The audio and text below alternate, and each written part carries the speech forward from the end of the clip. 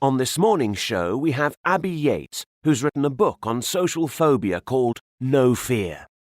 Abby, can you tell us a little about what social phobia is? Well, the majority of us get a little anxious when we meet new people or go for job interviews. But those who suffer from social phobia get so anxious that it sometimes leads to panic attacks.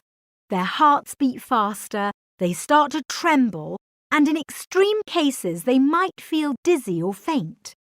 In the past, those with social phobia were called painfully shy and weren't taken very seriously. I know because I suffered from social phobia when I was younger. Nowadays, though, the problem is more accepted. But what are people with social phobia really afraid of? I mean, I have a fear of flying, but that's because I'm terrified of crashing. What's so scary about social situations? People who suffer from social phobia believe that other people will be watching them and making judgments about them, even making fun of them. Sufferers often have low self-esteem, and so they think that other people are better than them. Those with social phobia always avoid being the centre of attention. How did it affect you? I spent most of my teenage years hiding in my bedroom. I didn't go out with friends. I'd stay at home when we had to do something in front of the class and forget about meeting new people. There was no way I could ever do that.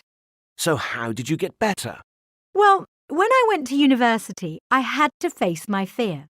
I lived in halls of residence with other people, and I had to speak in seminars. It wasn't easy at all, and in the end I decided to see a student counsellor.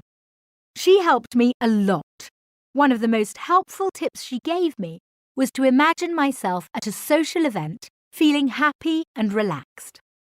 By the time you get to the event, you're expecting to feel happy and you forget your anxiety. She also told me to try focusing on other people at the event, thinking about things like what they're wearing instead of concentrating on my feelings.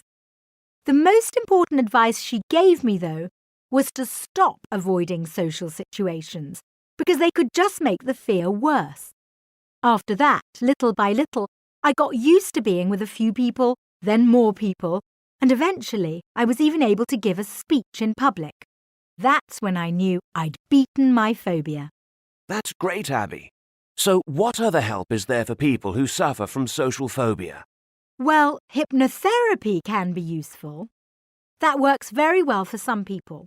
There's a lot more about that in my book.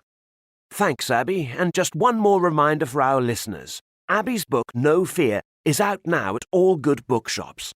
I'll be back after the break with our regular look at all things high-tech.